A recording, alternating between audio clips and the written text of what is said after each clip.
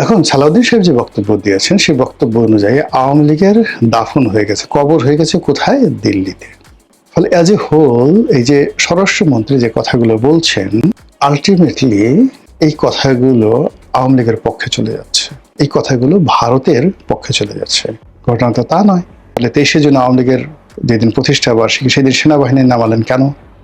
সেদিন আপনার আনসার বাহিনী ছিল না, বিজিবি ছিল না যেটা আপনার অধীন, বা পুলিশ বাহিনী ছিল না, তাদেরকে বাদে কেন আপনি সেনাবাহিনী নামালেন?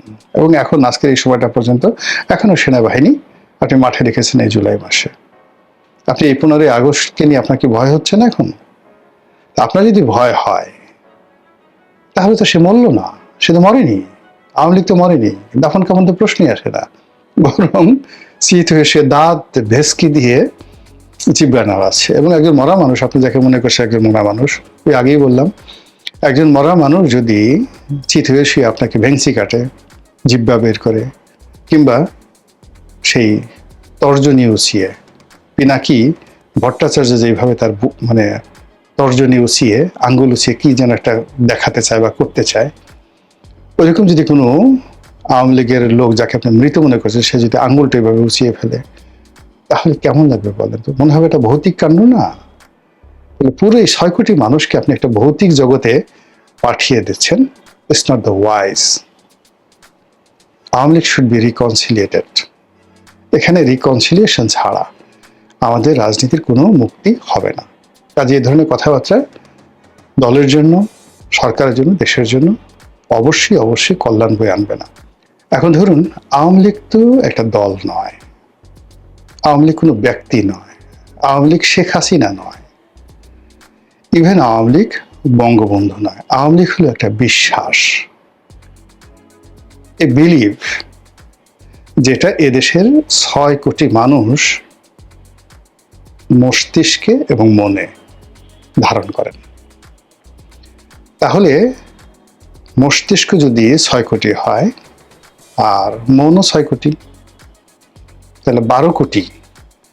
এই 12 কোটি মানে 6 কোটি মন আর 6 কোটি মস্তিষ্ক কবে মরল? তারপরে কে তাদেরকে মারলো, মানে মরলো কি করে? নাম্বার 1। অর্থাৎ যদি আপনি আদর্শ এবং যাকে বলে একটা চিন্তা ধরেন, বিশ্বাস ধরেন। 2 নম্বর হলো যে এই আওয়ামী লীগের যে বিশ্বাস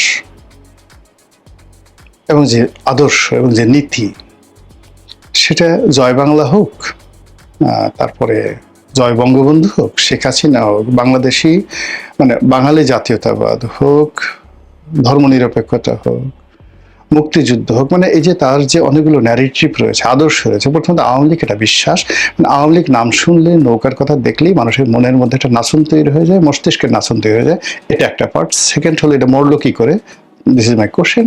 সেকেন্ড হলো এটা যে আদর্শ, আদর্শের কতগুলো যাকে বলা হয় নাম্বার আছে।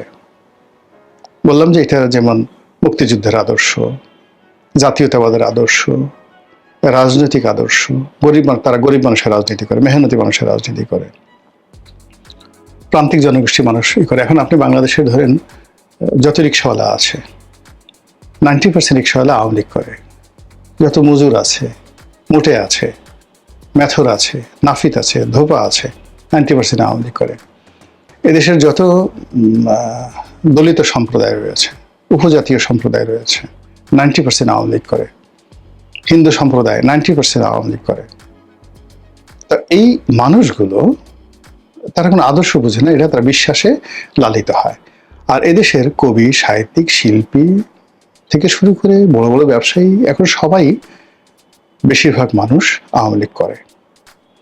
এদের যে অ্যাক্টিভিটি, এদের যে কর্মকাণ্ড আদর্শের ভিত্তিতে, তার কি মরণ হয়েছে? এরা কি এখন জয় বাংলা আন্দোলিত হয় না? এরা কি এখন 32 নম্বরে যেতে চায় না? এরা কি শেখ হাসিনার কথা শুনে রোদন করে না? এরা কি সকাল বিকেল খোঁজ নেয় না আওয়ামী লীগ আবার কবে আসবে? এখানে মরণ হলো কোন জায়গাতে আপনি বলেন? 3 নম্বর হলো আওয়ামী লীগ তো একটা ইতিহাস। সেই ইতিহাসের ধারাবাহিকতায় 1954 সন, সেই ইতিহাসের ধারাবাহিকতা 52 থেকে শুরু করেন, 1952। এবং এই যে ছাত্রলীগ আমরা বলি, ছাত্রলীগ কিন্তু আওয়ামী লীগের সেই পুরনো সংগঠন। তো ছাত্রলীগ শুরু হয়েছে সেই কি বলে পাকিস্তান জমানা থেকে। সেই পাকিস্তান জমানা থেকে প্রথমে ছাত্রলীগ, তারপরে আওয়ামী লীগ, আওয়ামী মুসলিম লীগ, তারপরে আওয়ামী মুসলিম লীগ থেকে মুসলিম লীগ, তারপরে 54 যুক্ত ফ্রন্ট নির্বাচন। এই যে একটা সুদীর্ঘ ইতিহাস, পরতে পরতে তারা তৈরি করেছে একটা সফলতার আর একটা ব্যর্থতার, একটা কলঙ্কের আর একটা হলো সাফল্যের। মুক্তিযুদ্ধ যেভাবে তাদের সফলতা, বাকশাল তাদের ব্যর্থতা। এদেশের বহু সফলতার সূতিকাগার যেভাবে আওয়ামী লীগ, তদ্রুপ বহু ব্যর্থতার সূতিকাগার তারাই এই মন্দ কাজগুলো শুরু করেছে। ইতিহাস আপনি কিভাবে দাফন করবেন? ইতিহাস তো কখনো দাফন করা যাবে না, ঘুরে ফিরে নামগুলো আসবে। আপনি মেট্রো রেলকে কিভাবে দাফন করবেন বলেন? 300 ফিটকে আপনি কিভাবে দাফন করবেন? আপনি সেই রূপপুর পারমাণবিক কেন্দ্র, এটাকে কিভাবে দাফন করবেন? How it is possible? কি করে করবেন আপনি বলেন?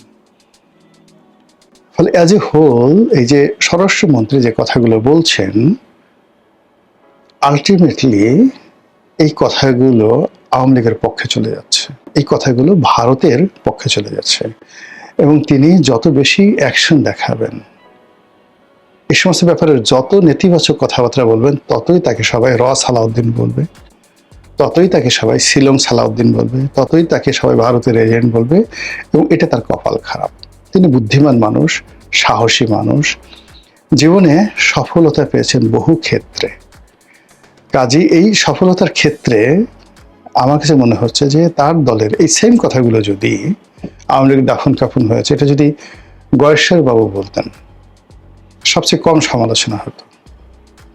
এই ধরনের কথা যদি মির্জা আব্বাস বলতেন, ইভেন মির্জা ফখরুল সাহেব বলতেন, তাহলে ওটার একটা ইফেক্ট থাকতো। কিন্তু সালাউদ্দিন সাহেব যদি এই কথাগুলো বলেন, কোনো অবস্থাতেই এটা বিএনপির জন্য, আমাদের রাজনীতির কারোর জন্য এটা ভালো ফলাফল বয়ে নিয়ে আনবে না বিএনপির জন্য। দ্বিতীয়ত হলো যে যখন আপনি আওয়ামী লীগের চ্যাপ্টারটি ক্লোজ করতে চাচ্ছেন, ধরুন আপনার কথা, সালাউদ্দিন সাহেবের কথা আমি বিশ্বাস করলাম, বিশ্বাস করে আওয়ামী লীগকে ভুলে গেলাম যে আওয়ামী লীগ এখানে নো মোর, আমাদের দরকার নেই। এখন আমাদের প্রধান প্রতিদ্বন্দ্বী নাহিদ ইসলাম, শেখ হাসিনার পরিবর্তে নাহিদ ইসলাম। প্রধান প্রতিদ্বন্দ্বী আসিফ মাহমুদ, সজীব ভুইয়া, হাসনাত আবদুল্লাহ, সার্জিস আলম। এবং প্রধান রাজনৈতিক দল আগামীতে আমাদের ফাইট করতে হবে এনসিপির সঙ্গে, এবং এনসিপি আগামীতে সরকার গঠন করবে। এটা অপশন। আওয়ামী লীগ থাকা মানেই তো বিপ্লবের শক্তি হিসেবে 1 নম্বরে চলে আসবে এনসিপি।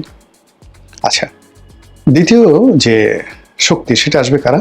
জামাত। তো জামাত দ্বিতীয় শক্তি। জামাতকে আমরা প্রথম শক্তি আমি এখানে বললাম না, এর কারণ হলো যে আজকে যে বিষয়টি নিয়ে সবাই টানাটানি করছে, বিপ্লব নিয়ে, জুলাই আগস্ট বিপ্লব নিয়ে বিএনপি টানাটানি করছে, জামাত টানাটানি করছে, কিন্তু সবাই জানে যে এটা এনসিপির সম্পত্তি।